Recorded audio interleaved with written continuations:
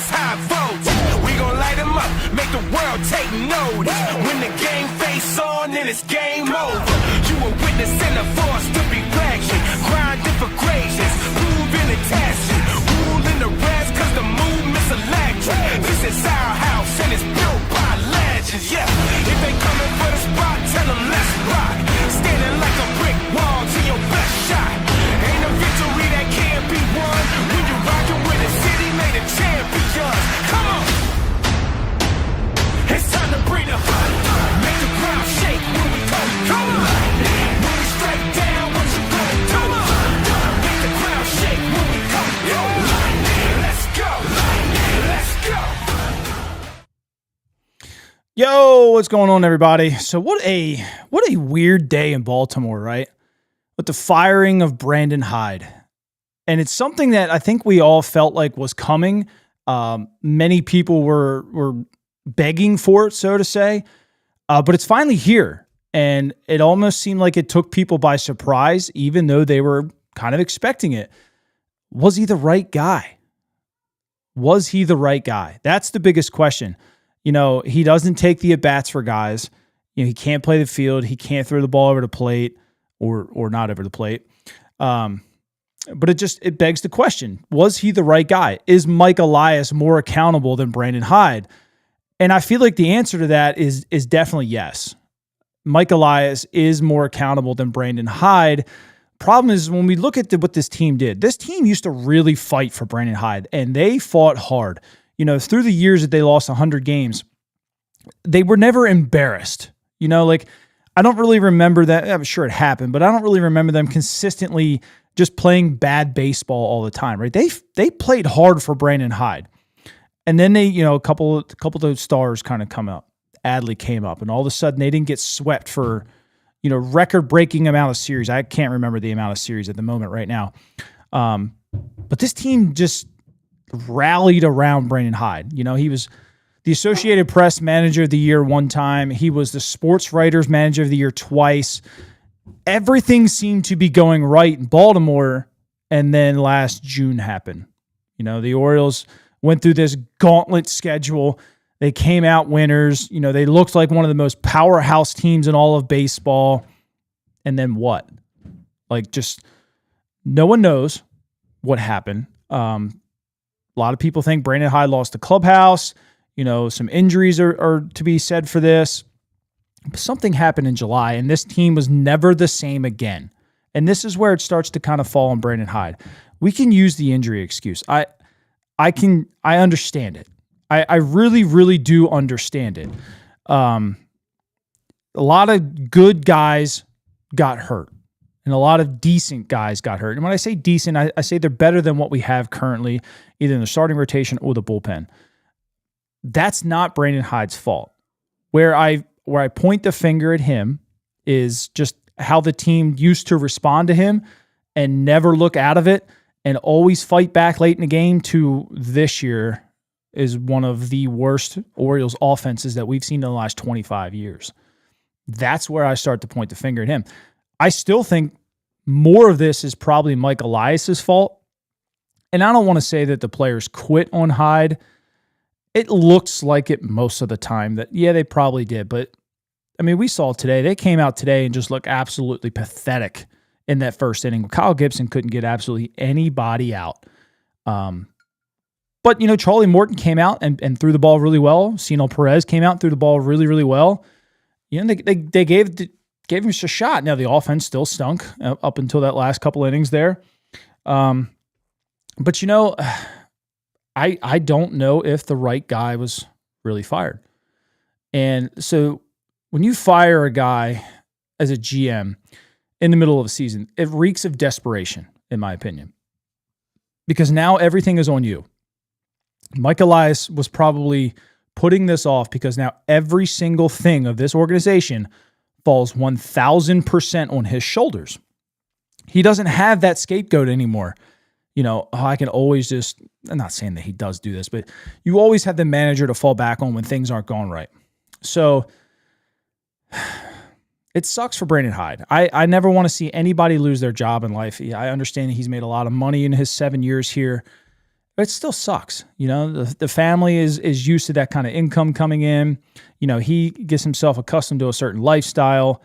And I get it. They've made a lot of money. It's still life. It's a tough economy out here. And look, Brandon's going to get back on his feet. It just sucks. I wish him the best. I was always a Hyder guy up until these last couple months, just kind of seeing the team kind of just look so lifeless and like they don't care. But hopefully Tony Mansolino can kind of get this up. Tony's got some energy to him. He's a hype guy. He likes to get out and he likes getting, have some fun, and Tony likes, do drills early. He keeps the drills fun. He's interested in what you are in life. He talks about your family. Not that Brandon didn't, but Tony just brings a little bit more of an energy that Brandon's more laid back. Brandon was more like Buck Showalter, real even keeled. He'll yell when he needs to. Tony's fired up, and maybe that might be what this team needs. He's probably been around the game the longest, which is probably why they went that route. But I think the shoes got to be tight on Mike Elias's foot right now. He put this team together, and that's the GM's job is to put a team together. He's put a team together. Look, he tanked the team for a lot of these guys, and at this point, like in my opinion, and I could be 1,000% wrong, in my opinion, the hitting coaches that were appointed this year, the bench coach, Trinos and Buck, those were not Brandon Hyde's picks. Typically, a manager comes in and they get to pick who they want on their staff. Typically. I feel like he was given guys this year. And I don't know if that's a bad thing. The hitting coaches are atrocious, or they may not be atrocious, but the overall offensive production is absolutely atrocious. So they kind of need to be held accountable. But that's an Elias guy. That's not a Brandon Hyde guy. So they didn't go first. That wasn't a guy that Brandon chose wrong. Right? I don't think Mike's going to make that decision just yet. But the shoe's tight. The shoe's tight. If the offense continues to be absolute crap, we'll probably see some of the hitting coaches go. The problem is they don't have a backup plan in the organization. Their hitting coordinators are young and guys that hit worse than I did in the minor leagues, and I was downright terrible. I was a 230 career hitter. Our hitting coordinator is a career 156 hitter. So, can you turn to him? Can you trust him? No, not absolutely not. They might have to ride it out with these guys for this year. And that falls on Mike Elias because that's who he picked. That wasn't who Brandon Hyde picked. So the last guy is, that's it, man. It's all on Mike Elias at this point. Drew French was a Mike Elias hire. These hitting coaches, Tommy Joseph and promoting Cody Ashe, those are Mike Elias guys. They weren't Brandon Hyde guys. So I don't know. It's a tough call, man. I liked Brandon, but team was stale. The message was stale. The continuous losing and bad baseball and bad defense was stale. I'm not really gonna pass zero judgment at all today on Tony Mansolino. Was it 4 hours before the game he found out he was going to be the new manager? I'll give him a week, to kind of get these guys before games, working out, working on different things, going back to the fundamentals and stuff like that. I'll give them a week to kind of turn some things around before I start making some judgment on him. Because look, he's not going to just come in and just miraculously fix things tomorrow. So we'll see. It just sucks. This team won the most games in the AL the last 2 years combined, and then just fell apart. And they just absolutely just fell apart. And that's what sucks the most is like, we all know that talent is there. We've seen it since 2023. Most of these guys have played well for an extended period of time. And then just something about July last year, man, that collectively this whole team has sucked. And these aren't sucky players. But they're doing worse than the 3-100 lost teams that we used to tank to get some of these guys did. I tweeted out earlier, those 100 lost teams, they hit 232. This is with runners in scoring position. 232 in 18, 253 in 19, and then 236. I could have these numbers backwards, but these are these numbers. And then 2021. You know what they're hitting with runners in scoring position prior to today's game? 191. Like, they were a historically bad offense. This was the worst offense that the Orioles franchise has seen since 2020. 2020. So 25 years, this is the worst offense with arguably, I don't know if I want to argue that or not, but it's a damn good roster. I was going to say arguably the best roster in that time period. That 2012 to 2017 Orioles teams had some pretty damn good players. I wouldn't say that this team is better than them just because they haven't proven anything. Those guys play damn good baseball, but I don't know, man. Let's get to some of your guys' comments and see what we think here. It's a great day to be a hat. It is. It's a great day to be a hat. Steve, what's up, brother? How you doing, man? Elias Skis to go. John, you know what? I mean, John, I was an Elias guy. I was an Elias defender, a truther, everything. I loved everything that Elias brought to this organization. Everything. Until these last couple months. And now I'm just like, God damn, man. Like, this was your shot. And then this. You know, you go in there and you sign some bad players. Like, what are we doing? Like, some of the guys I understand, right? You left room for certain players to grow and develop. And you likely have done it now with the pitching, you know, not giving out these long-term deals because you have X, Y, Z, and A, B, and C, and all these other guys coming back from injury. You know, Norfolk and Chesapeake are pretty loaded with guys that need a shot. You got to have roster spots to do some of this, but the players, man, I don't know. Like, I understood Charlie Morton, right? A guy that was still somewhat effective. If he could have came in and gave you a 4 ERA, you know, kind of like what Kyle Gibson did in 2023, eat up a lot of innings. Kyle had like a 4.9 or something like that. If Charlie could have gave you a 4 and ate a lot of innings, 170-ish innings, right, and went like 10-12 or something like that, that would have been a successful year because it left a roster spot open for a guy who's flying up the system like Braxton Bragg or something like that. But it blew up in our face. It blew up in our face, and that's the gamble Mike took, but the problem is Mike has taken these gambles far too many times. And it's blowing up in his face, man. Blow up in his face. Mike, what's up, brother? How you doing, man? I'm getting there. I really am. It's sad to say because I'm a guy. I was a truther for a long time. They did look a lot more. I'll give you that, Peyton. They looked a lot more alive today. Defensively, I thought they looked pretty terrible, but the bats looked a little bit better. I was very frustrated with Mullins today, and I don't know if he was just really down in the dumps or what. You know, that misread on the ball, cool, that happens. I felt like he jogged to it. He had that lollipop throw back in. He didn't hustle down the line. It didn't even show like any kind of anything down the line at all 3 times. That got me a little frustrated, but I'm not going to pass judgment because today's just, it was an awkward day for the entire organization. I mean, Brandon's been here for 7 years. I'm pretty sure Mullins played under Buck, but not in the big leagues. But he's had different managers that he played for. It's a weird day. I give these guys a pass. Look, like I said, I'll give these guys a week to kind of get themselves going and then see what we got from there. Talent's there, though. No pitching signs over to Hill pitchers. Yeah, Neil sucks, man. It sucks that he's hurt all the time because he's a good player. He's definitely a guy that could have helped us this year. It just sucks that everything has kind of done that job. Elias is on the block. Yeah, he might be, man. He definitely might be. It's Nichols. What's up, brother? 100% wrong guy. It's very possible, man. Given through 2026 to right the ship, it's very, very possible, Bio. It's very possible.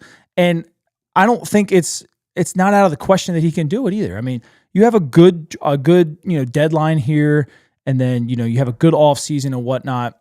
The thing is development, and we haven't really been developing players like we should have been.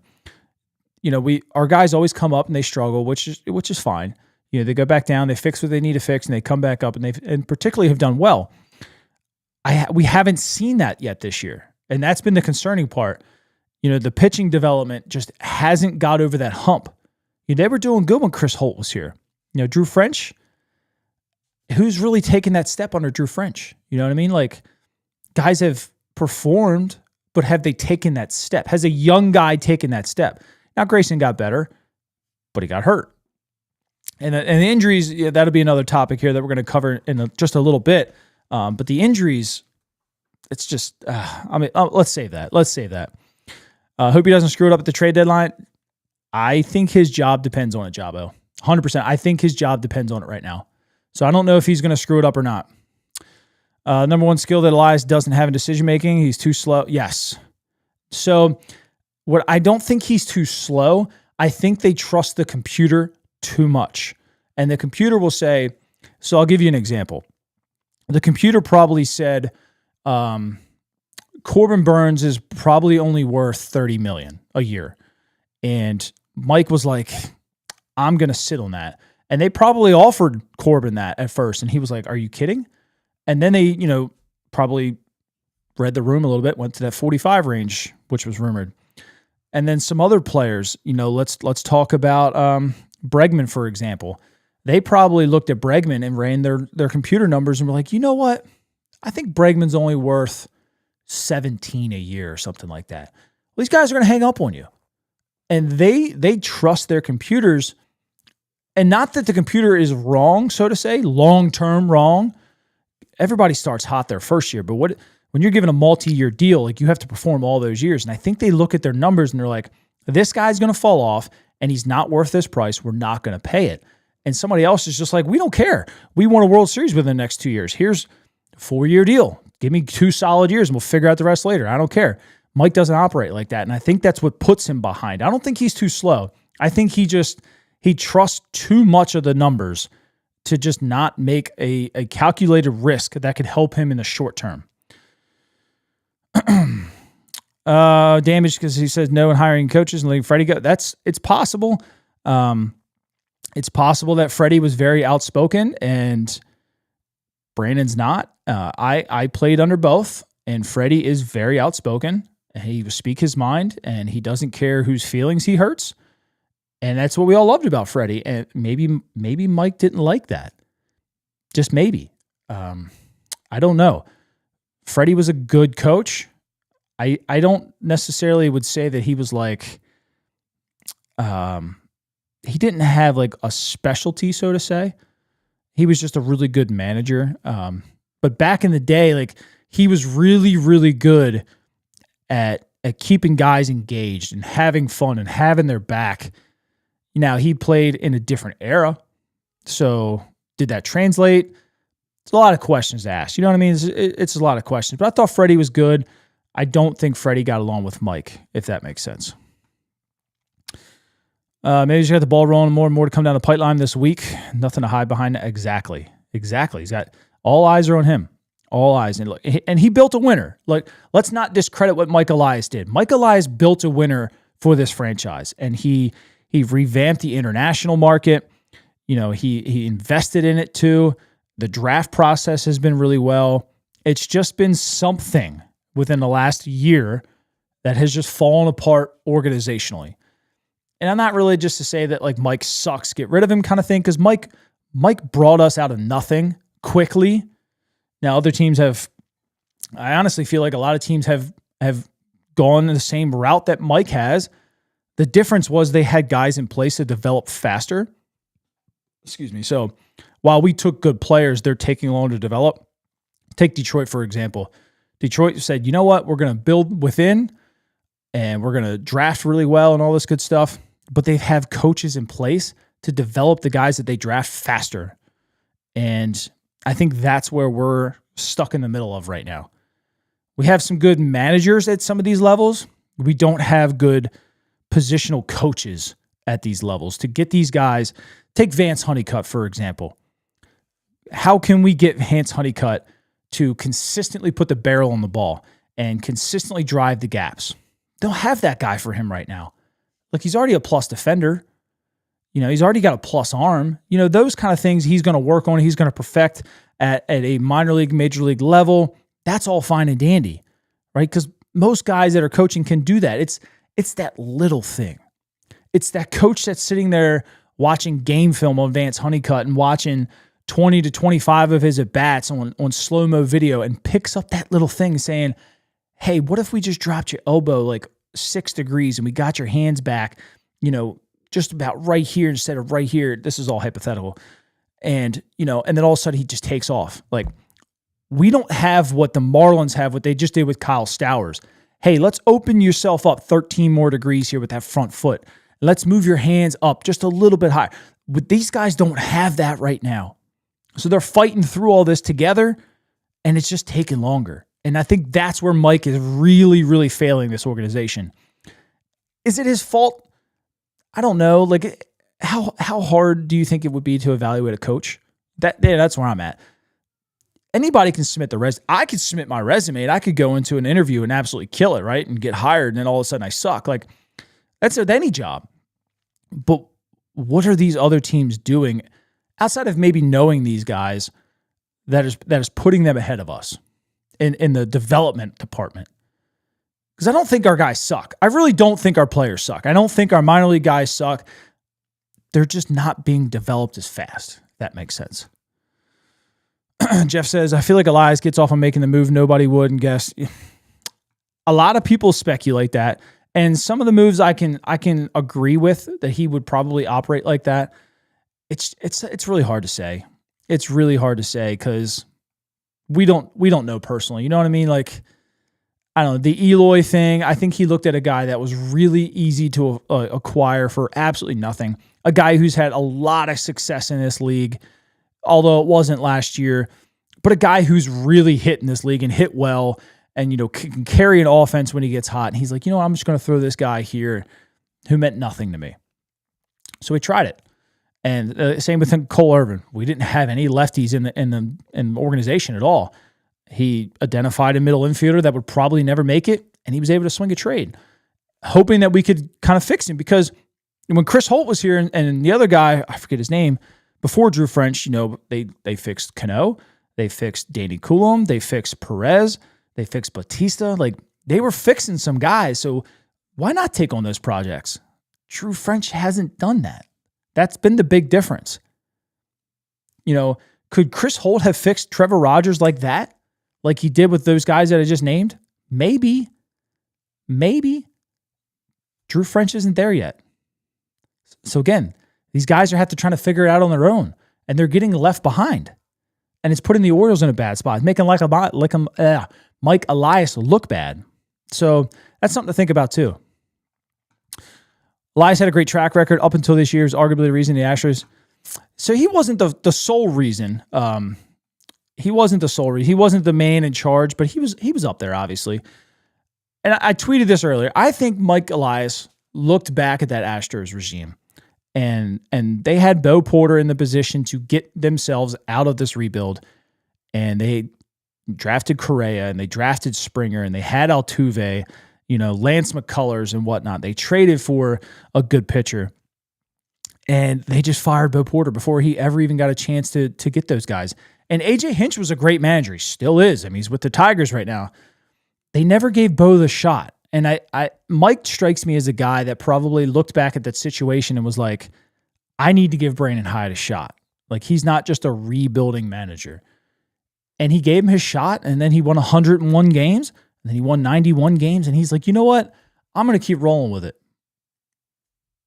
And it backfired. Why did it backfire? I don't think any of us know. I don't think we're ever going to know. I don't think the players are even going to know. I just feel like that Mike he didn't want to be that guy. And I'm sure the Astros took a lot of heat for that. And I think he wanted to give his guy, that was his pick. He wanted to give his guy a shot to try and win it all. And it just backfired. It sucks too, because it could have and should have worked out, but it just didn't. Do I think they trade Mullins at the deadline? I've been back and forth on Mullins a lot in my time. A lot, honestly. And I like Mullins, but is he a starting center fielder for a World Series contending team anymore? And some days it's easy to say yes. Some days it is. And then other days it's just like, I don't know. Because when Mullins gets cold, man, it's freaking cold. It's bad. But when he's hot, it's like any other player, though. When they're hot, they're hot. When they're cold, they suck. I think they're ready to move on from Mullins, and that speaks to how many outfielders that they have. I mean, Fabian he's a major league center fielder. Maybe not a hitter, but he's a major league defensive center fielder. It's kind of what you have in Mullins anyway. He's just as fast. And then, I mean, could Dylan Beavers play center? Sure. But he's ready to go regardless. I mean, you could always move Cowser to center. You drafted Honeycutt and Bradfield back-to-back years at number one. You know, maybe not back-to-back, but either way, they're big league defensive center fielders right at this very second. The bat's maybe not there yet, but they're going to be available. Bradfield potentially next year. You know, Nate George is another high school guy who will be available in 4 to 5 years.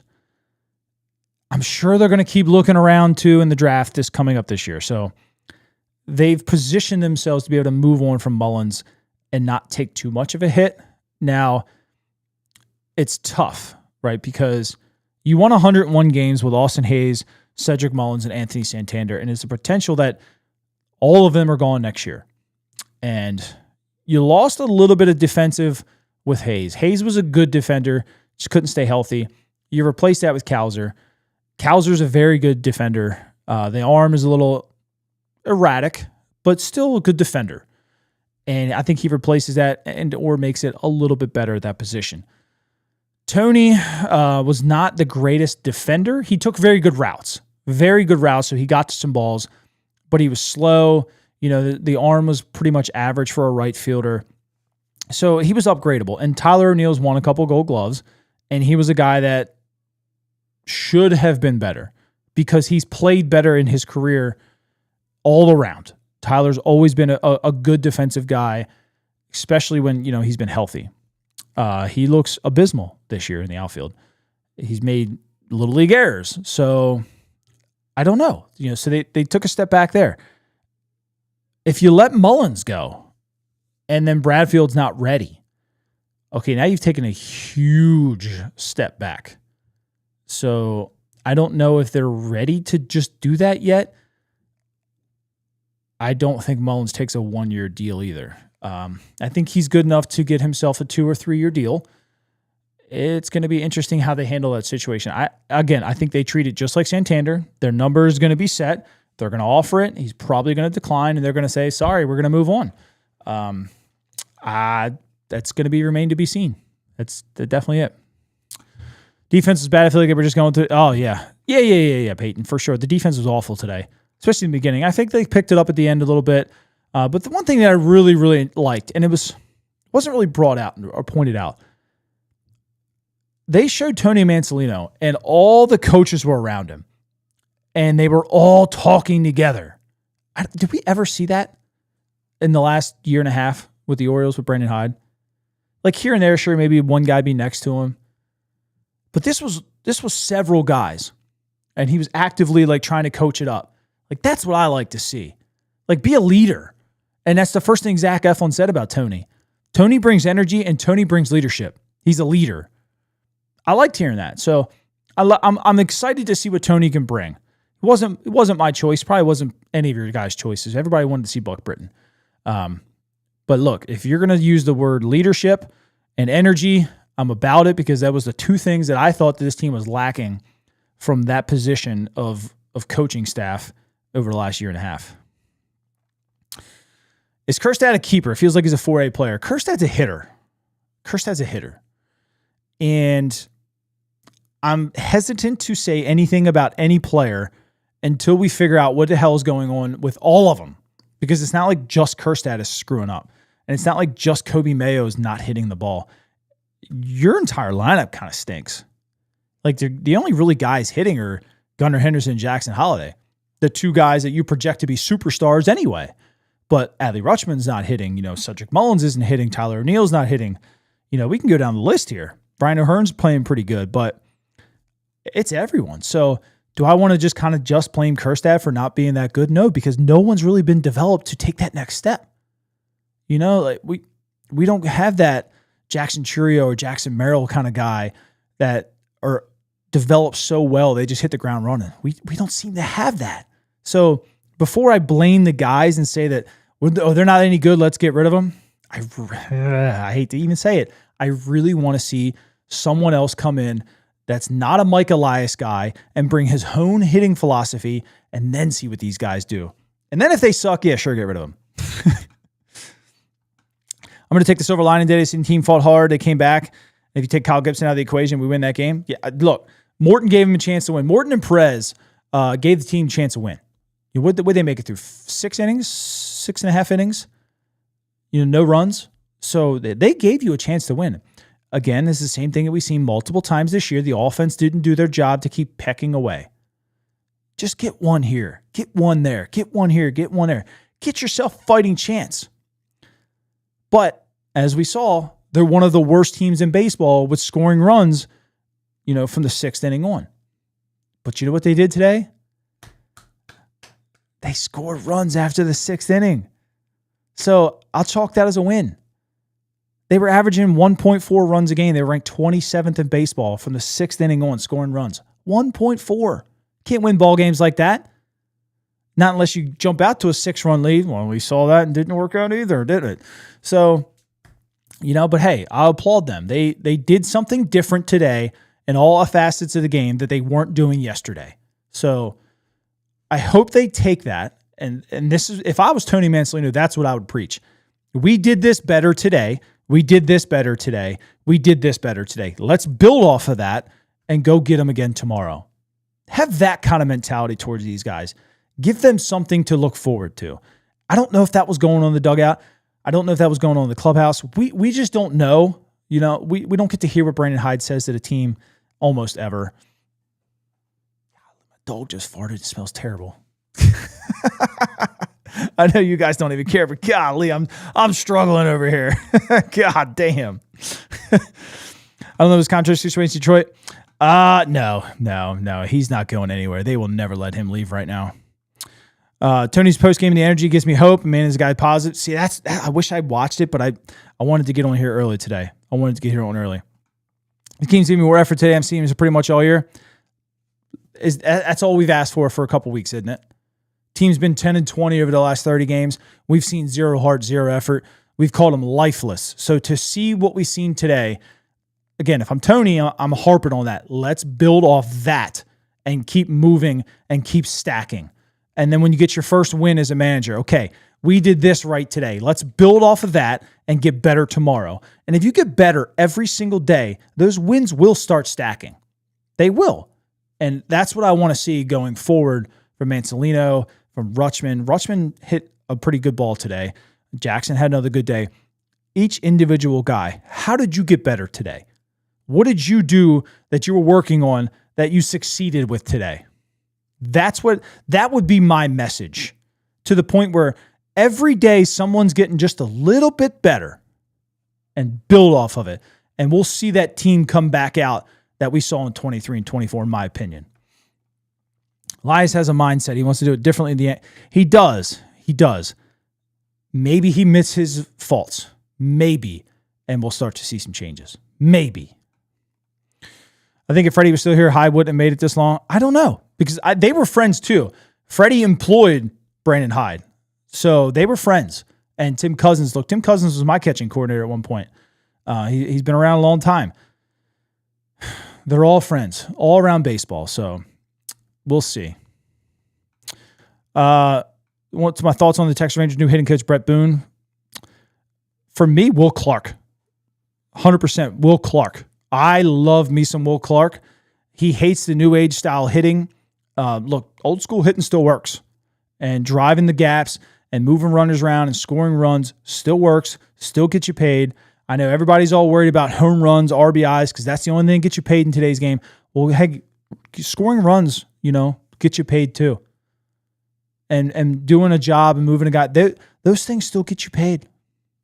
It's not like the old days, when only one guy is going to get a $10-15 million a year contract. No, 41-year-olds get that now from certain GMs. So, hey, go back to old school baseball because it still works. Still works. So I would love Will Clark. Love it. Eric Chavez right now is with the Mets. I love Eric. I thought Eric was a great hitter. There's some older players. I don't think they would ever get him to come to Baltimore, but Chipper Jones. Love Chipper Jones. Andrew Jones wouldn't care either. You know, guys that have been there and they've won and they've adjusted their swings and made it better. Hey, you got to go. I'm live. Get out, please. Go, please. Shut the door. Now. Daddy, can I have my whistle back? Yeah, go ahead. It's upstairs. What is it? Same cabinet it was in. Go. Shut the door, please. Golly, kids, man, I tell you. Moose has had way too much in his swing. Don't know this kid. Right. Hey, look, Peyton. Kobe Mayo's got the same problem. The absolute same problem, and they haven't fixed it. And that's why I don't want to blame the players right now, because I feel like they're not getting the coaching and development that they deserve to be getting. Now, he's going to go and be, he's either going to go land like a AAA job, or he's going to be on some kind of big league bench coach, base coach, something. He's got friends all around the league. He's not going to be unemployed very long. Anything begins and ends with Mike Elias. Yes, I agree right now. I really do. I agree right now. Tilt this down a little bit because it kept getting out of focus there. Do I trust burn this thing down, trade it? No, I don't think we need to get to that point. I think the players here that we have are good enough to turn it around now and make a run at it. And look, do I think they're going to make the playoffs? I think that they've dug themselves an incredible hole, but I'll never say never, because baseball is a wild ass thing. And if you rally off 12, 15 straight games, all of a sudden, a lot of things can happen. A lot can happen. And we see it every year where some team just gets randomly hot in August and they win a bunch of ball games. And why not? Why couldn't it be the Orioles, right? I don't think they need to burn it down. So get yourself in a fighting shot. Get 7 games back of the wild card. 5 games back by the deadline. Give yourself a shot. And if you don't make it this year, still go be buyers. Still go be buyers. Be a seller. And I talked about, I forget what year it was. Was it 22? When they traded Jorge Lopez and Mancini? But treat it like that year. If Cedric Mullins or Ryan Mountcastle nets you a really good arm and a really good prospect, trade them. But also look to acquire somebody who's going to help you make a run too. Detroit just did it last year. Traded Jack Flaherty, got a couple prospects back, and all of a sudden they went on a run because they identified something they needed, but they still kept the really good pieces there to make a run. And the Orioles need to kind of operate that same way. Okay, this guy right here might fetch me something that's really going to help me out in the future. Thanks for your service. But hey, the guys that are here, let's go make a run. That's how I think they should approach it. I don't think they should burn it down at any point right now, unless maybe they're 20 games out. Because look, Detroit in the first half last year stunk, and then they got hot. And that's all the Orioles need to do. Just get hot and give yourself a shot.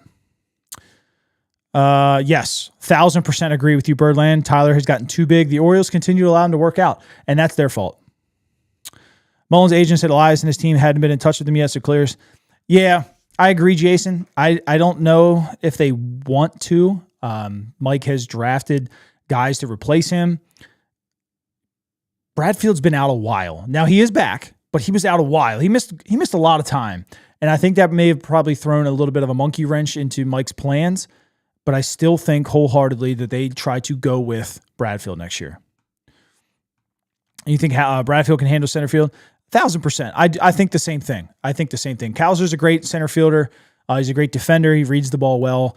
He's got a good arm, a little erratic, but gets good jumps. He's taller than Cedric, so some of them balls that Cedric just misses, Kowser's going to catch those. Kowser's a faster player too, so he's going to cover more ground. I like Kowser. I don't think he's a center fielder every day, but I like him a lot, if that makes sense. Do I think Tony will get the chance to at least interview for a job long term? Sure. They always interview the interim guy. It just depends. It depends. If the team really responds to him this year, why wouldn't you hire him?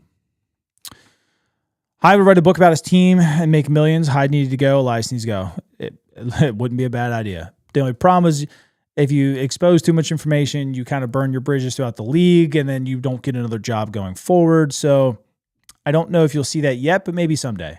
And I would read it myself. You can get a decent prospect or two from Mullins. The Dodgers and Phillies need a Mullins badly. 100%. 100%. Look, there's teams calling the Orioles every day for Enrique Bradfield. Like, they think he's a big league defensive outfitter right this second. So Mullins can get you something. I mean, as many as the injuries that are going around the league, there's no reason Mullins couldn't fetch you something decent. I wouldn't put it past anybody.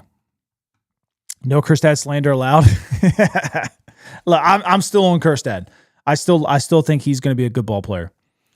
Joe Girardi, AJ Hinch, Buck Britton, Robinson, Billy, Mark DeRosa. Would you like to see any of these guys in the next long-term manager? Girardi, no. Hinch, yes. He's never leaving. Bruck, maybe. Robinson, no. Billy Ripken, hell no. DeRosa, probably not. Look, I'm going to be completely honest with you guys. Mark DeRosa is never going to take a managerial position in Baltimore. The pay is not nearly enough of what he's making right now on MLB Network. The Orioles they would have to make him the highest paid manager in baseball, and he would probably still be making about what he's making at MLB Network.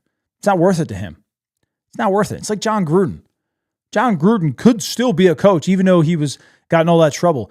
If he wanted to be, he could still be a coach.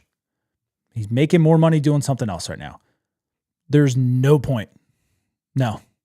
Why? Because he gets to go home to his family all the time and, gets to sit here and do something he loves and talk baseball. Why would he come out for almost the same amount of money? Maybe a little bit more. Why would he, though? Matt Holliday be the hitting coach of the Baltimore Orioles next year? No, he won't. Conflict of interest, that'll never happen. Now, if Holliday went to St. Louis, I could see that. We'll see, though. There's some talks that Ethan might fall in the draft to 4 or 5 to the Rockies or Cardinals. If that happens, I think you can pencil him out of either one of those teams as being a coach. I don't think he wants to coach his kids, and I don't think an organizational owner probably wants that to happen either. But I would love him. Is Will Clark a candidate for hitting coach? No, he's not. It's just somebody that I would personally love to see as a hitting coach. I love Will Clark. I listen to his podcast, and the guy still knows what he's talking about. He still loves baseball. And I think if we did call him, I bet you he would entertain the issue. I do think Elias can handle free agency differently. Tough to look back. Liriano's a nice diamond in the rough. He finds a diamond in the rough once in a while. We give Mike a lot of shit. We really do. But look, Yunier Cano gave us some good years. You traded Jorge Lopez for him. Povich is still developing, but you traded Jorge Lopez for him. You signed Ryan O'Hearn for cash, right? So Mike's made some good additions to this team over the years that have helped us win some ball games, and he's made some bad ones. Not every GM is hitting a home run every single time, but he's tried. Cino Perez, in 22 and 23 was pretty good. Was pretty good. It was a diamond in the rough guy that he took a chance on. Danny Coulomb took a chance on. Felix Bautista. Now, I know this wasn't a Mike Elias guy, but they developed him. He was I don't want to say it, but he was a nothing. He couldn't throw strikes in single A. And they developed him. Chris Holton, though. So Mike's done some good to construct this roster where it is. He failed to get it over the hump of where it is, though. I think that's where it pisses people off. He had an opportunity last year to identify people at the deadline to put this roster over the top, and he kind of just went with roster fillers, and I think that annoyed people. And the same with this year. You could have went and got Alex Bregman. I was kind of banging on the door on that a little bit. You have nowhere to put Alex Bregman. I'm going to put that out there right now. Nowhere to put him, but neither did Boston. Do you know what I mean? Like, that's the difference between organizations right now. And that's the difference in Mike Elias and an established GM. Not that Mike's not good. Mike looks at it as, where am I going to play him? What am I going to do with this? How am I going to do this? And Boston's just like, get me that guy in here and we'll figure it out later. Because we're here to win ball games. If they're not winning ball games, I understand it, but Bregman's having a hell of a year. Hell of a year. But the Orioles have some really athletic players. Jackson Holliday could move to center field. Jordan Westberg could move to left field. You could have brought Bregman in and just dealt with it later and found somewhere. Bregman could be playing first base right now over Ryan Mountcastle. You know what I mean? Like, you could have found a way to make it work. And I think Mike just looks at it as, I don't want to ruffle it up. Let me get a guy that knows he's going to be a backup. And that's what's putting him behind right now, I think. And if there's an opportunity for him to admit it and get ahead of it, but if he kind of stays on that course, I think he gets fired. Palmeiro would be great. Hey, Raffy's still hitting. Raffy's still hitting with his kids. He's still playing semi-pro ball. He still knows how to hit. I don't know if Raffy's demeanor would work with these kids, so to say. Raffy's old school. So, yeah, I don't know. Chipper, I like that too. Yes. Yes. Love me some Chipper. Kid made more sense than Joe does. What's up, British? Coming in here throwing shots fired. Yeah. Heston's better than everyone's giving him credit for. It's not his fault. Hyde. Right. He didn't get consistency for a while.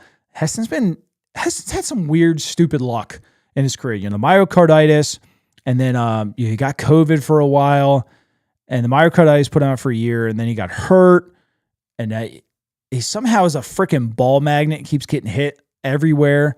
So, I mean, Heston's just been dealing with some shit. The only person that can get Heston out of it is Heston. You just got to start hitting. No one expected you to be an outstanding outfielder. Look, Anthony Santander was not an outstanding outfielder at one point. He grew into it. And I've always viewed Heston as that same kind of guy who just come in and hit and would grow into the position. And he's just not. There's growing pains right now. Let's put it that way. There's growing pains. He's made some bad throws, some bad plays, some bad reads, but I'm not throwing the book out on him over that. You know, I still think that he can grow into the position and be a good outfielder. Not great, but good. And I still have high hopes for him. How do I think Roger Clemens would do as a pitching coach? I don't know. His son plays, whoops. My phone is trying to connect to my computer for some reason. And but anyway, Roger Clemens' son is the right fielder for the Twins. So he couldn't teach his son how to pitch. So that might tell you a little bit that you need to know there. Buck Britton as manager? Maybe. I don't know. I don't know anything about Buck as a manager. I just knew, look, he won with those guys in the minors. They liked him. At this point, I don't know if these guys need a friend. I think they need a manager. And I think that's why Tony Mansolino was put in that position over Buck, because the whole friend thing didn't work out. So, I don't know. Look what happened with the Phillies. Yeah, I mean, look, it's happened around baseball. You fire your manager and they get hot. So, I'm not putting it past anybody yet. Y'all over here. Come by the stream tomorrow. PTS, always good to have you. Definitely, man. I always enjoy your stuff. Why not Beavers? I don't know if Beavers plays center field like Bradfield.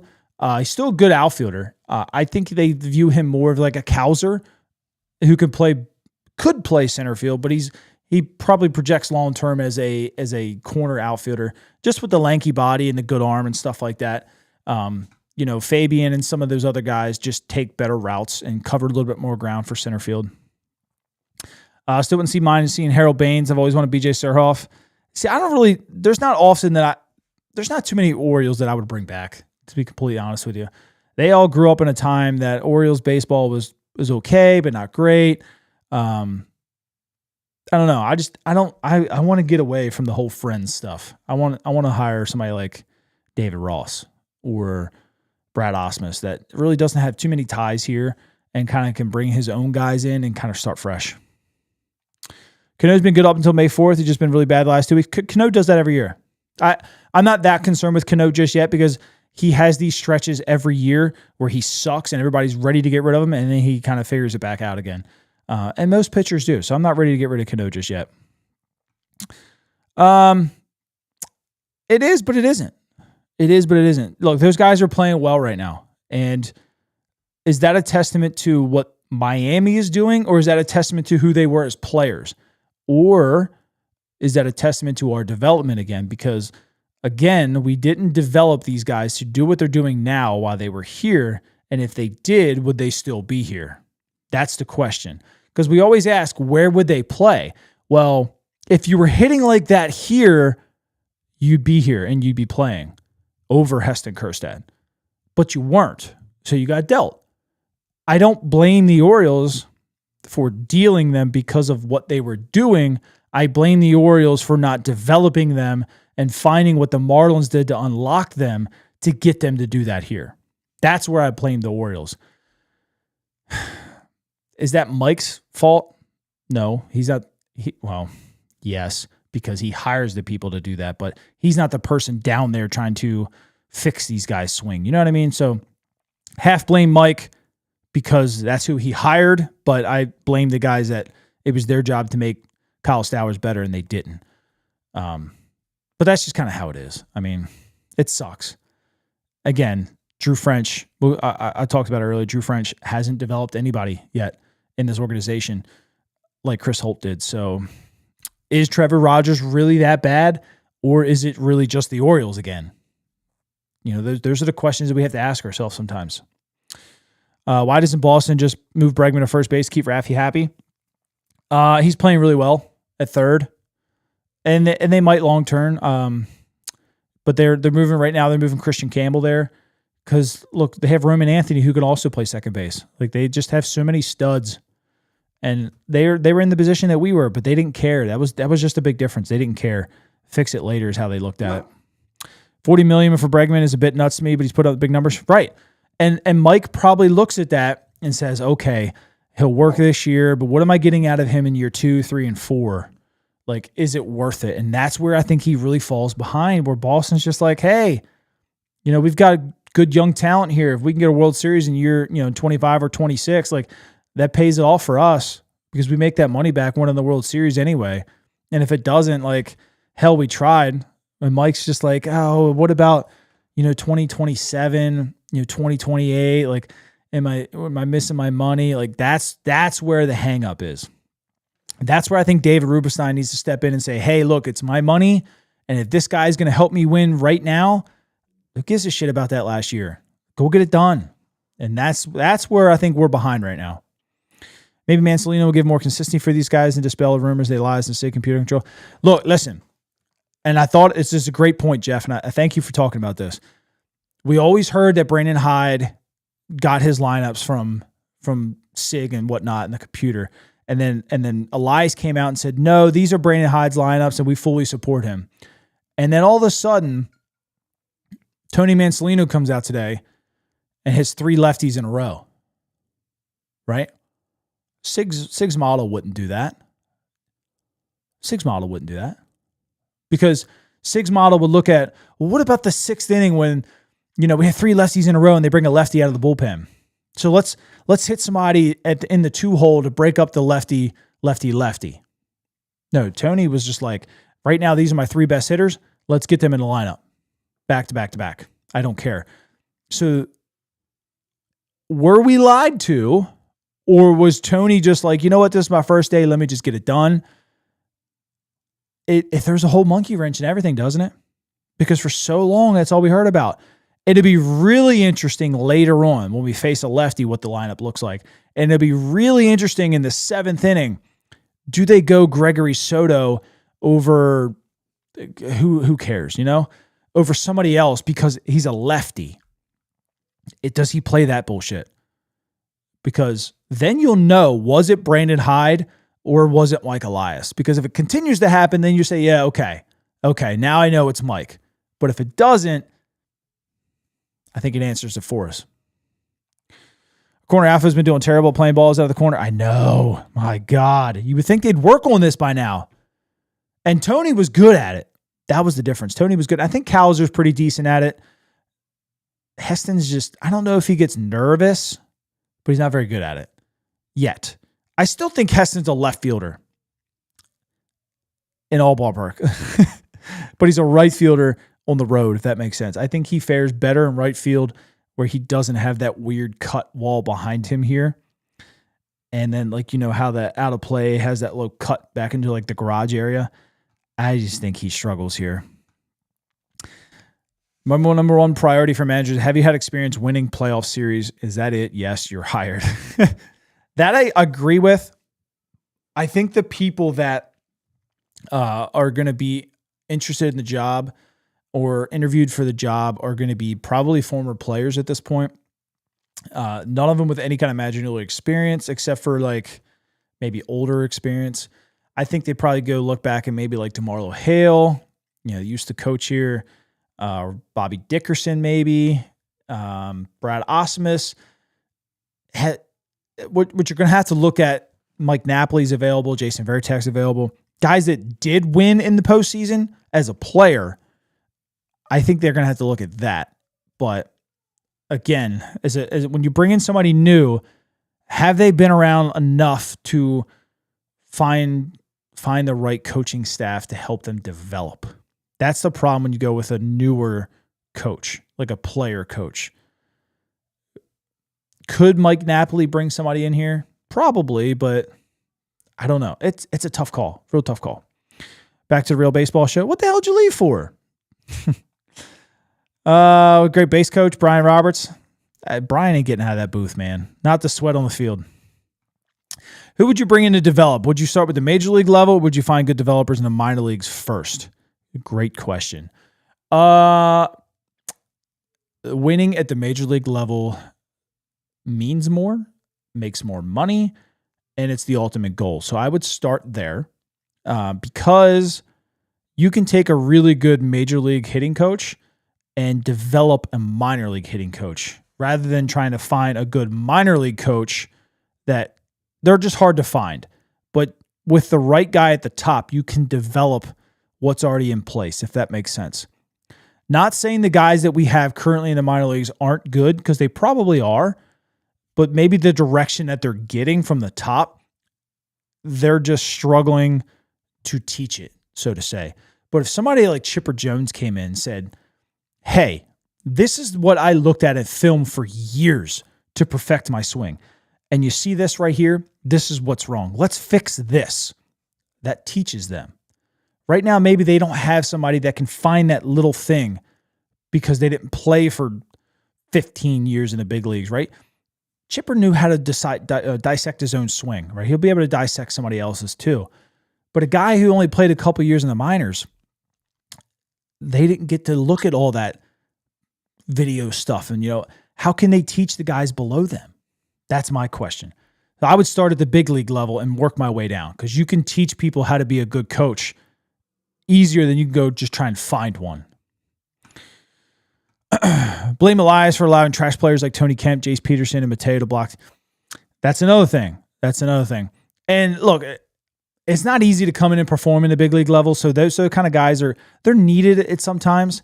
But to the extent that they had to force him in the lineup, I think that's what started to piss people off. Meanwhile, the O'Neill contract, why wouldn't he buy in and take the dough? A contract should have been a team option, not a player option. That might have been the difference in signing him, can be completely honest with you. That's probably why O'Neill signed so early, because it was more friendly to him. And I don't hate that Mike went that option with him, because that was the guy they identified to replace Tony. That was the guy they identified to replace some power. They wanted him. They made a good contract offer to get him, and they got it done. And that's what we wanted as fans, is to get it done. But now, because he's struggling, obviously, it sucks. And vice versa. If he was crushing it, it would also suck. I get it. That's what it's going to take Mike Elias to do right now to land some players, because Baltimore's just not known for doing it. They're going to have to find a way to entice you to come here. And it's going to have to be stupid contracts like that for a little bit until you start winning. And I'm okay with it. I hate it. I hate to even admit that. I'm okay with it though, just because that's what they need to do to prove to players that they're serious. Nah. And what do the young stars need to see long term? This is probably not what the Indianapolis Wars want to see. Keep saying this is probably the first time they've actually faced adversity. Let me tell you something. If I'm Jackson Holiday and I was getting platoon for Jorge Mateo for a good bit, I'm pissed. I'm real pissed. Haven't you noticed since he hasn't really been getting platoon for Jorge Mateo, he's kind of hitting shit out of the ball? Dad helping him or not, let's just be honest with it. He's hitting shit out of the ball. Why? Because he's playing every day. He's playing every day. Has the defense gotten better too? Yeah. Why? Because he's playing every day. You know what I mean? Like, why? Why would anybody take an extension right now? Gunnar, sure, right? Gunner's played pretty much every day since he's been here. But Jackson, hell no. You know, Cowser, they did the same thing to him. Adley, I don't even know if they want to extend him right now. You know, like, I don't know. But they need to. Jackson Merrill, right? Wasn't platooned. Developed him. And, you know, Churio, all these guys, they were developed. They got their playing time. They weren't sat down. They weren't sent back down. Like, look at them. They're flourishing. And they sign their extensions. So they're going to have to prove to these young guys that they mean business and they're in it for them and not just for the wins. And I think then they'll sign an extension. What is Art Howe doing these? I don't even know who that is. If you can't develop a pitcher, then why don't you get one in free agency? Hope Braxton Bragg something. Peyton, they've got a good bit of arms coming up. Are they going to be like Brandon Young and such? I think they might be a little bit better because the velocity is a little bit higher for some of these guys than what we're seeing out of Brandon Young. But there's some really good arms in AA and AAA that are getting close. So I think they're waiting on that and to see where it goes from there. Hopefully they stay healthy. I was big on Patrick Riley this year, and it really sucks that he got hurt. He was the Billy Cook trade. Good arm in AA. Tommy John out for the season. So they got to figure out how to keep people healthy first. That's another gripe that I have with Michael Elias. Find a way to keep these guys healthy because right now it sucks. Veritek would be fire. I would love Veritek. He had the passion, the love. He was smart. He'd be a great manager, I think. Where the Chris Relay throws in the outfield, maybe we're spoiled under Buck. Right. So Buck didn't play. I mean, I was there under the Buck regime, and it was all the way down to rookie ball. Like, you did not make mistakes on defense. We practice. Look, a lot of teams spend a lot of time hitting. We practice a lot of defense. A lot. Situational throws. You know, ground ball gets past the first baseman. What are you doing with it? Hitting the cutoff, man. Like, they drilled it into us, and I feel like they've gotten away from that. And the defense has been pretty crap lately because of it. What do you think of Donnie Baseball as the order manager if he ends up taking over Toronto at some point? Who's Donnie? What am I missing there? How far away is Michael Ferret and Keelan Morphy? Look, there's plenty of guys that can make their debut at some point this year if they continue to keep throwing the ball well. So that'll be one thing that we'll have to keep an eye on. Ferret, we could see him real quick. Him and Braxton Bragg, we could see by August, in my opinion. They keep throwing the ball well. I was terrible getting these young players consistent playing time. I know. He tried to force the wrong players in at the wrong times. Some good news to sprinkle in. Sagana wins Rookie of the Year, and we get a comp pick. That would be nice. It would be nice to get one back. Mike would probably cream his pants. Is Chipper even available? Chipper is a special advisor with Atlanta. I bet you if you gave him the right amount of money, he could be available. But I wouldn't say anything right now as far as him, being available. Don Mattingly. I never liked Don Mattingly as a coach. Great player. Just never seemed to be a decent coach. He's doing okay now. He's with the Dodgers or something like that. But when he was with the Florida, he stunk. The moment Brandon Young is ready, you do had Gibby, right? I mean, we saw Brandon Young. I might just DFA Gibby anyway. I said it when they signed him. I didn't see what he brought to this team any bit better than was already here. And that was when Charlie Morton really sucked. I mean, when Gibby was good here, like people really thought very highly of Gibby. The dude had almost a 5 ERA. We really looked past it, because he gave good speeches. I didn't think he was anything better than what we had on the current roster. I didn't think Charlie Morton was going to be as ass as he was. I was kind of the Charlie Morton truther there. But Charlie Morton was ass. And now Gibson's more ass, if that makes sense. Morton's kind of seemed to be better, at least over his last 3 outings. I just posted it not long ago on Twitter 1.91 ERA in his last 3 outings, over 9.1 innings, 12 strikeouts, 2 walks.